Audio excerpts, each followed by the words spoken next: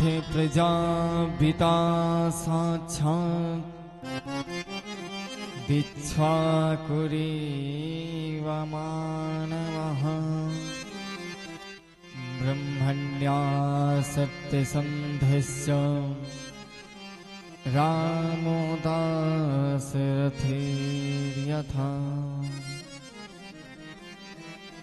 हे महाराज, आपका बालक प्रजापालक मनुपुत्र इच्छाकु की तरह सत्य प्रतिज्ञा वाला ब्राह्मणों का हितकारी और दशरथ के पुत्र रामचंद्र की तरह सबका हितकारी होगा।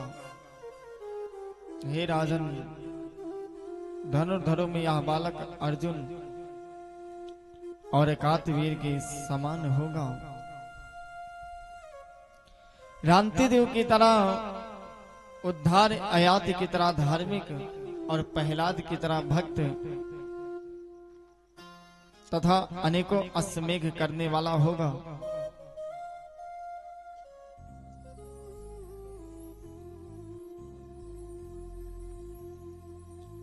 हे राजन, समीक ऋषि के पुत्र श्रृंगी ने सांप से कि आज के 7वें दिन तुझे तक्षक डस लेगा। इसे सुनकर के विरक्त होकर के गंगा के किनारे जाकर के सुखदेव जी से ज्ञान प्राप्त करके शरीर त्याग का मोक्ष प्राप्त करेगा। हे ऋषियों,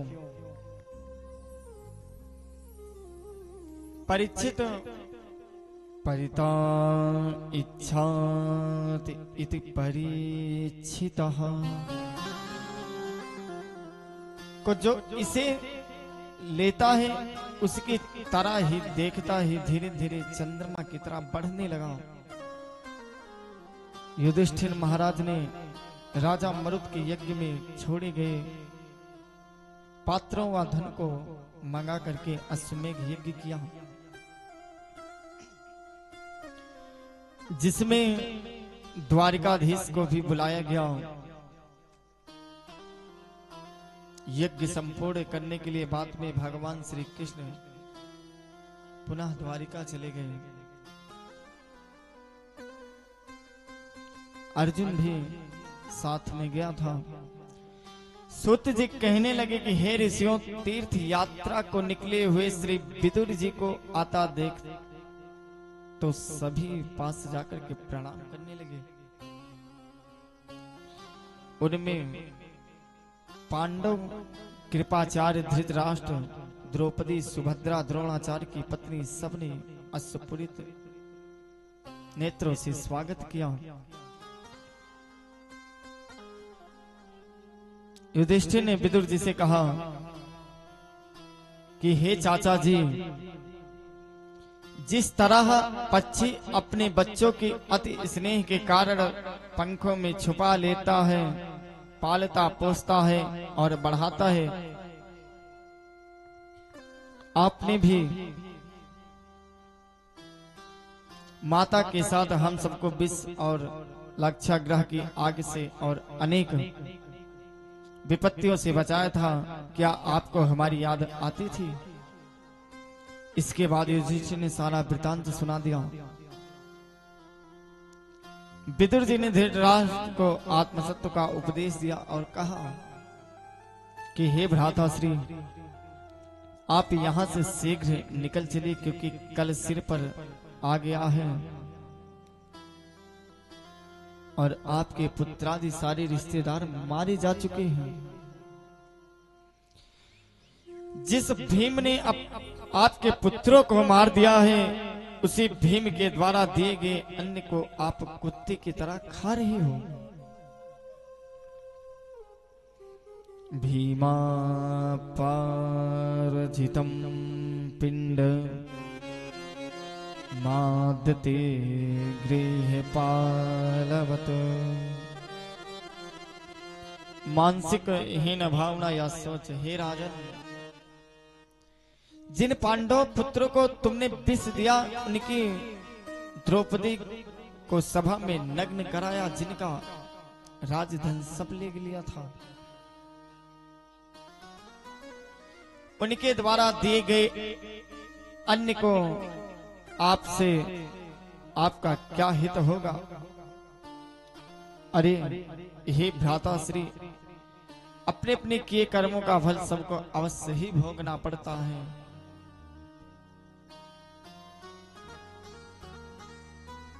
हे भाई, जीव अपने कर्मों से पैदा होता है, बढ़ता है तथा अपने ही कर्म से सुख दुख तथा मरण की प्राप्ति होता है। जीव को अपने अच्छे बुरे किए कर्म का फल अवश्य भोगना पड़ता है और व्यक्ति का कर्म उसे यदा धेनु सहस्रेषु वतसो विन्दति मातरम् तथा पुरा कृतं कर्म कर्तारमनुगच्छति।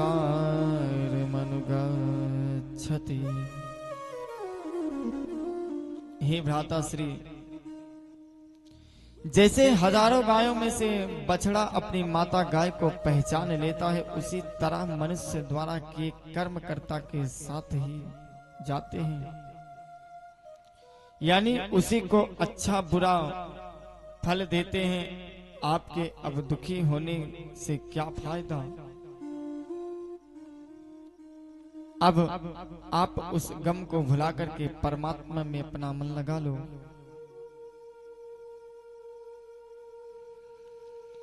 कि मुस्कुरा कर गम के रस को जिसको पीना आ गया। मुस्कुरा के गम के रस को जिसको पीना आ गया। मुस्कुरा कर गम के रस को जिसको पीना आ गया। मुस्कुरा के गम के रस को जिसको पीना आ गया। सच कहो तो इस जगत में, सच कहो तो इस जगत में उसको जीना आ गया। मुस्कुरा कर गम के रस को गया आ गया। मुस्कुरा के गम के रस को जिसको पीना आ गया। मुस्कुरा के गम के रस को जिसको पीना आ गया।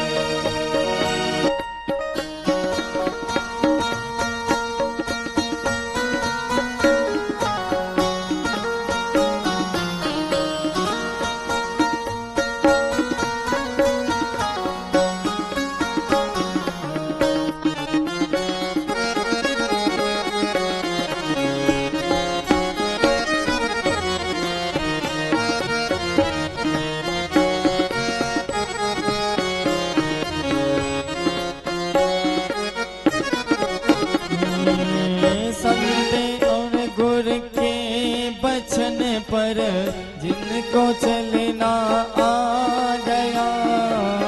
सद्गुरु के बचन पर जिसको चलना आ गया। सच कहो तो इस जगत का, सच कहो तो इस जगत का सारे सब वो पा गया। सच कहो तो इस जगत का सारे उसको आ गया। मुस्कुरा कर गम के रस को जिसको पीना आ गया। मुस्कुरा के गम के रस को जिसको पीना आ गया। विदुर जी के इतना निर्देश पर धृतराष्ट्र गंधारी रत्र में चुपचाप उत्तर दिशा की ओर चल गए। पता पड़ने पर युधिष्ठिर ने संजय से पूछा, हमारे अंधे चाचा कहाँ गए? संजय बोला, महाराज मुझे बता कर नहीं गए हैं। तभी वहां पर देवर्षि नारद जी बीड़ा बजाते हुए नारायण धुन में मस्त होते आ गए।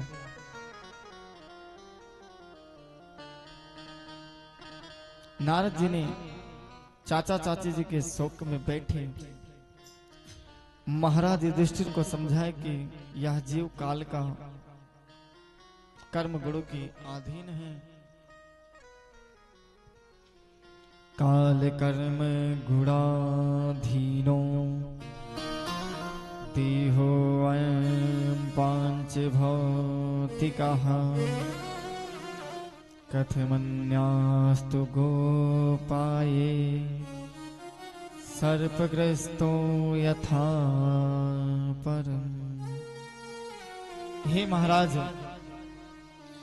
युधिष्ठिर जैसे अजगर द्वारा निकल लिया गया पुरुष दूसरे की रक्षा नहीं कर सकता, वैसे ही काल कर्म और गुणों के अधीन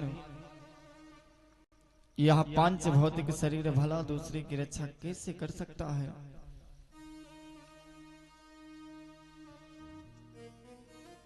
हे युधिष्ठिर,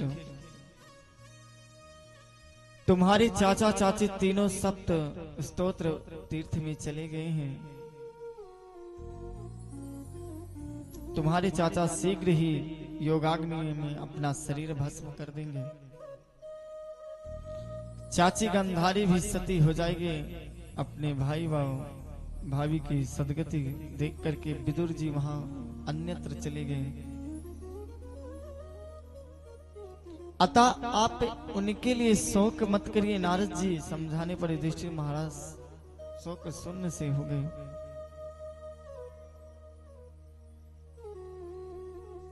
सूत जी महाराज कहने लगे कि जब अर्जुन को द्वारिका गए 7 महीने हो गए फिर भी वापस नहीं आए तो युधिष्ठिर महाराज जी चिंतित हो गए। उस समय भयंकर उत्पात होने लगे। स्त्री पुरुषों में रात दिन कलह, काम, क्रोध, लोभ, मोह की बातें, धोखेबाजी से लिप्त व्यवहार, आकाश में गृहों में युद्ध और मेघ मानो खून की वर्षा कर रहे हैं। कुत्ते सियार रो रहे हैं। नद्यो नदाश्च क्षुभिताः सरसि च मनसि च नाज्वल्यग्निराज्येन कालो अयं किं विधास्यति। संपूर्ण नदियां, नद्य, तालाब और प्राणियों के मन क्षुभित हो रहे हैं। आग घी से भी नहीं जल रही और मेरी समझ में नहीं आ रहा कि वह काल क्या करेगा।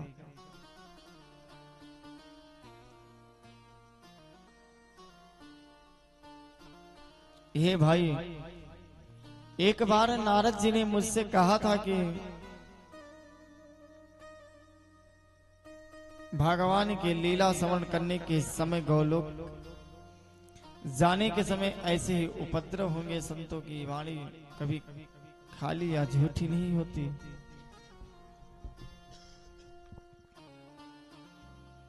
महापुरुषों किं वाणी निष्फल जाती न देखी, कभी सियार के संग सिंघनी जाती न देखी, कभी हंस कंकड़ पत्थर खाती न देखे, ईश्वर जी वसंत की कोई जाती न देखी। हे भीम, इस समय वही हो रहा है। आकाश में बिना बादलों के बिजली चमक रही, नाना प्रकार के अनिष्टों से युधिष्ठिर चिंतित हो रहे थे कि द्वारिका से अर्जुन आ गए।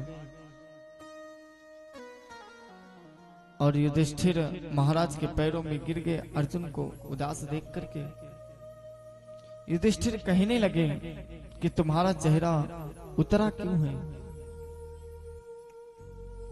हमारे संबंधी द्वारिकाधीश का परिवार सकुशल तो है?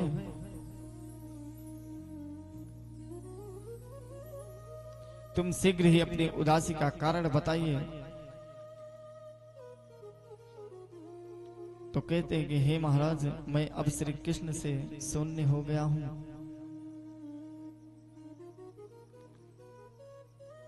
देवताओं को भी विस्मय में डाल देने वाला जो तेज था, उस तेज को उन्होंने मुझसे हर लिया। अब मेरे ऊपर से उनकी नजर उठ गई है।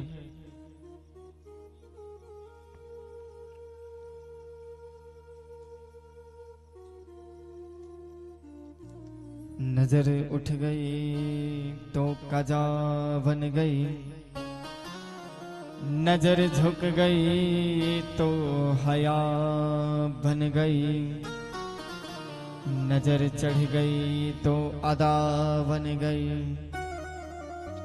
नजर फिर गई तो दया बन गई।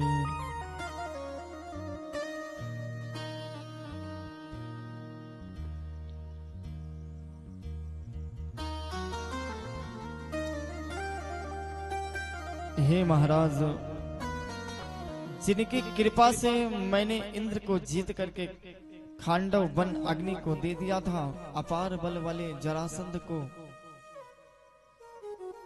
भाई भीम ने जिनकी कृपा से चीर दिया था, जिन्होंने हमारी वनवास के समय दुर्वासा के भयंकर शाप देने से रक्षा की थी, जिनकी कृपा से मुझे भगवान शिव के पशुपाल अस्त्र मिला था, महाभारत के युद्ध में मैंने शल्य, गुरु, द्रोणाचार्य, कर्ण, पितामह आदि असंख्य महारथियों को धराशायी कर दिया था। आज वे भी धनुष, बाण, गांडीव, रथ आदि होने पर भी भस्म किए गए थे। हवन मायावी पुरुष से प्राप्त पदार्थ तथा ऊपर भूमि में बोए गए बीज की तरह काम करने में असमर्थ हो गए। आज मुझसे सामान्य भीलों से भी गोपियां की रक्षा ना हो सकी। समय समय सुंदर सबे, समय बड़ो बलवान, भिल्लन लोटी गोपिका, वही अर्जुन वही बाण। हे महाराज,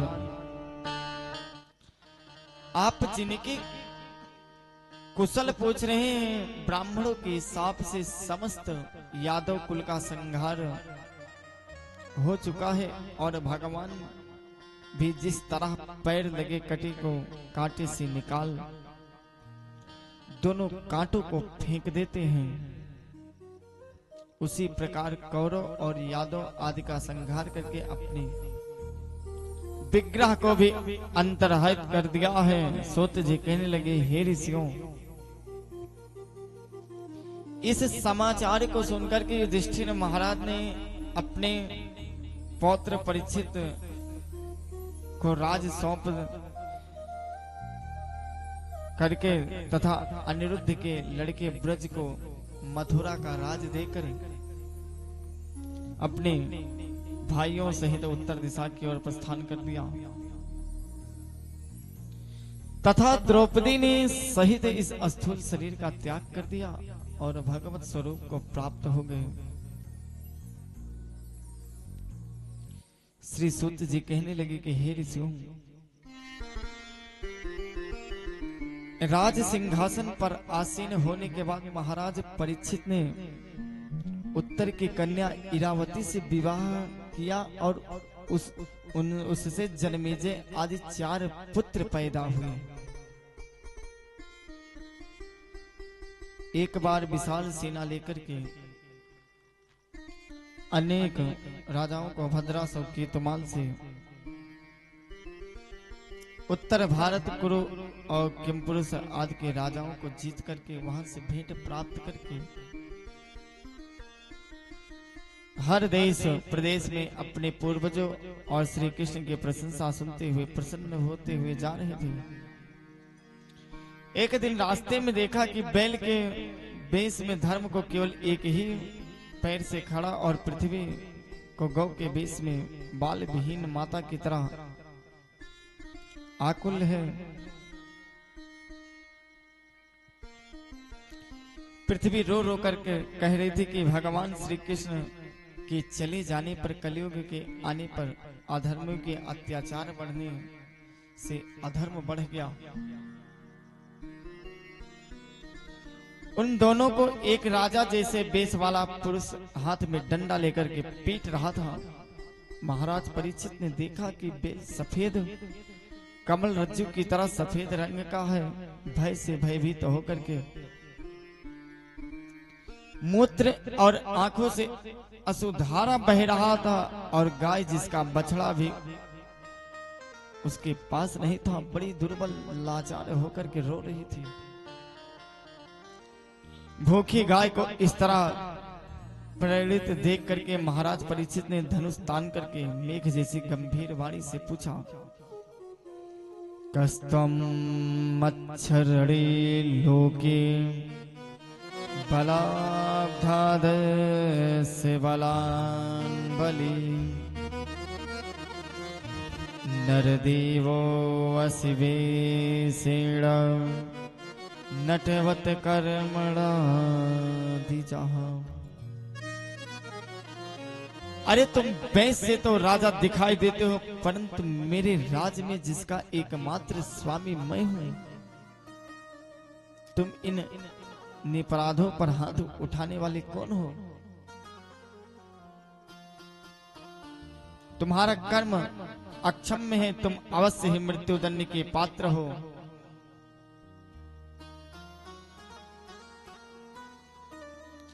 तदंतर महाराज ने बेल रूपी धर्म से पूछा, आपके 3 पैर किसने काटे हैं? आप केवल एक ही पैर में से रेंग रहे हो, शायद आप बेल के रूप में कोई देवता है। हे गौ माता, आप दुखी ना हो। अब आपको इस शूद्र कोई भय नहीं करना। बेल और गाय द्वारा कुछ ना बताने पर महाराज बोले, हे बैल के रूप में दिखने वाले आप साक्षात धर्म ही है। तपा सोचम दया सत्य मिति पादा कृते कृतः अधर्मा से स्त्रयो भगना समयं संगमदिस्तव।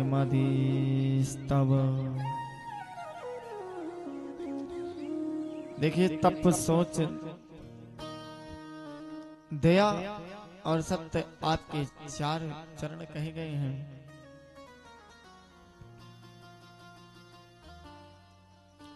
उनमें से आपके 3 चरण अधर्म के अंश अहंकार से तप, असक्ति से सोच और मद से दया नष्ट हो चुके हैं।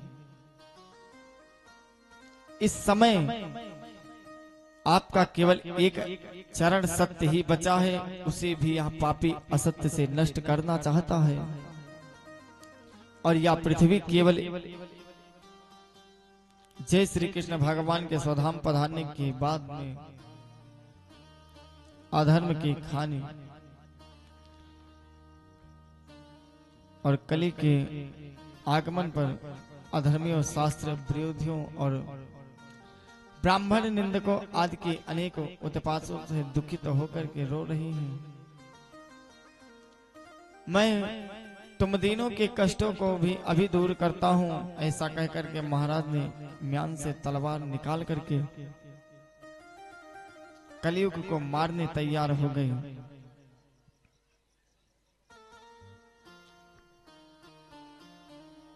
महाराज को तलवार ले जब मारने के लिए तैयार देखा तो कलयुग भय विहल होकर के कांपने लगा।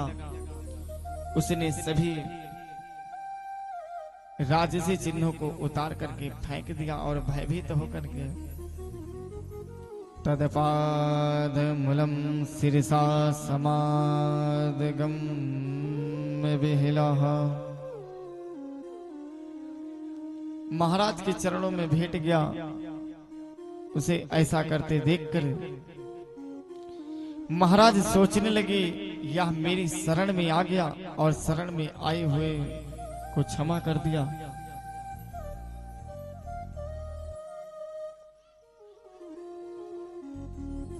क्षमा धर्मा क्षमा सत्यम क्षमा दानम क्षमा यशः क्षमा स्वर्गस्य सोपान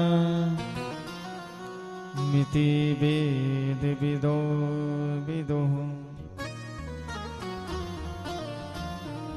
महाराज बोले, तुम मेरी शरण में आए हो, अब मैं तुमको मारूंगा नहीं, परंतु अब तुम मेरे राज में मत रहना, क्योंकि तुम अधर्म के प्रबल सहायक हो। तुम्हारे यहाँ रहने से पृथ्वी पर लोभ, चोरी, झूठ आदि नीच कुकृत्यों का वास हो जाएगा। महाराज के वचनों को सुनकर के कलयुग कहने लगा कि हे राजन, आप मुझे जहां रहने की आज्ञा दोगे मैं वहीं रहूंगा। सूत जी कहने लगे, हे ऋषियों, कलयुग के आग्रह पर महाराज परीक्षित ने उसे चारों स्थान बताया था। एक जुआ, 2 शराब, अभिमान और 3 स्त्री काम और 4 हिंसा, जिसमें रजोगुण में रहने की आज्ञा दे दी थी। कलयुग ने एक स्थान की याचना और की तो महाराज ने उसको स्वर्ण शत्रुता में 5वां स्थान दिया और रहने को दे दिया।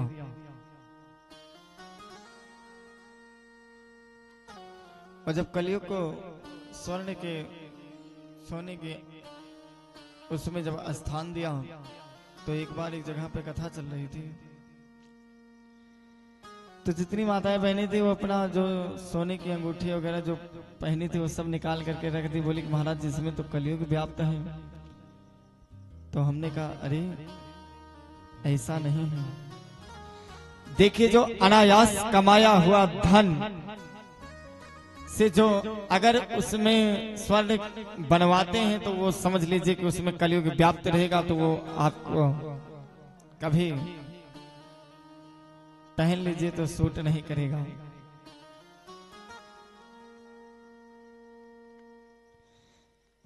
कलयुग ने एक स्थान की याचना की और महाराज ने उस स्वर्ण शत्रुता में 5वां स्थान और रहने को दे दिया। इन 5 में क्रमशः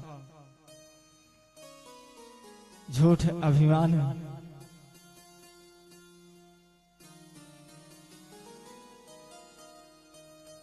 काम, रजोगुण और शत्रुता का निवास होता है। अपना कल्याण चाहने वाले को इनका सेवन नहीं करना चाहिए।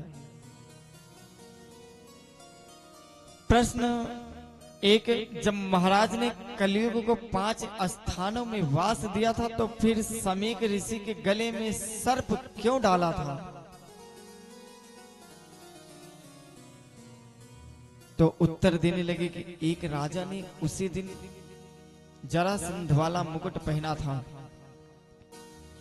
और अधर्म पूर्वक कमाए गए स्वर्ण में ही कलिकावास होने से मति भ्रष्ट हो गई।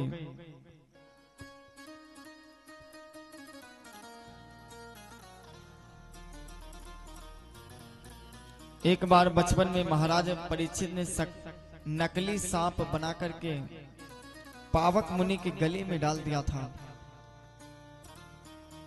उन्होंने साप दिया था कि तेरी मृत्यु ऐसा कुकृत्य करने पर किसी संत के साप से ही होगी। उसी साप की पुष्टि हेतु महाराज की बुद्धि ने ऐसा कृत्य किया कि समीक ऋषि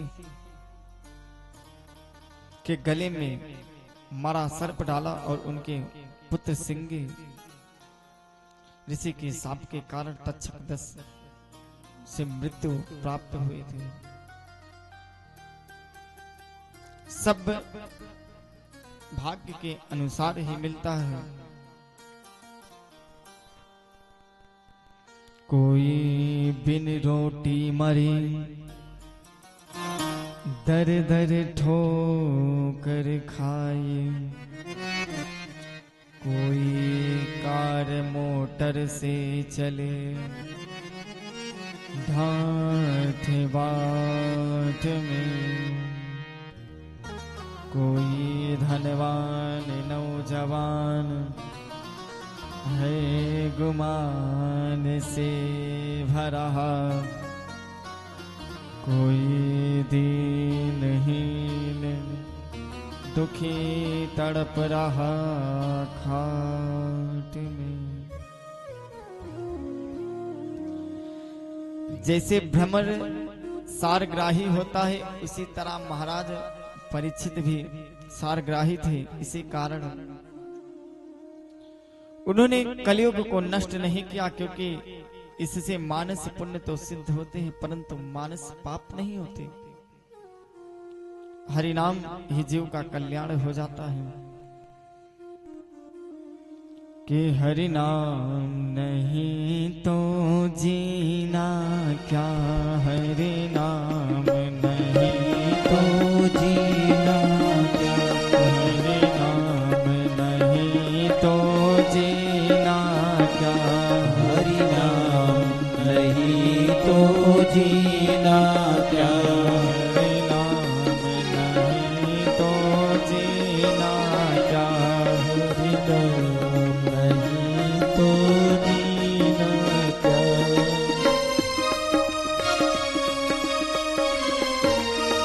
अमृत है हरि नाम जगत में, अमृत है हरि नाम जगत में, छोड़ विषय विष पीना क्या, हरि नाम नहीं तो जीना क्या, हरि नाम नहीं तो जीना क्या, हरि नाम नहीं तो जीना क्या, तो जीना क्या।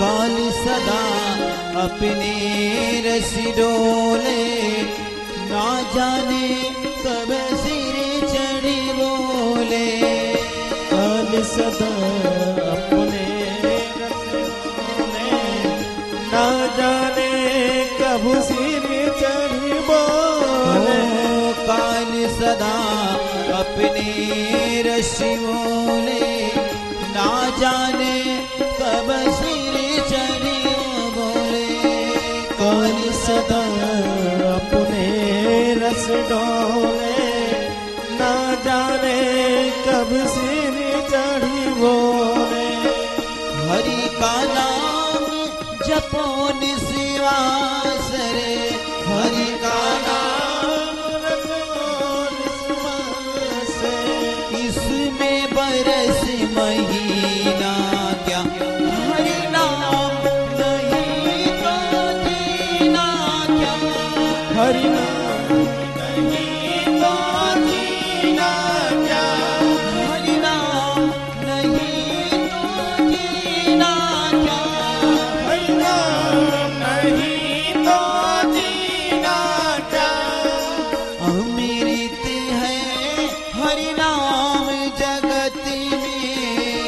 अमृत है करनाम जगत में, अमृत है हरि नाम जगत में, अमृत है हरि नाम जगत में।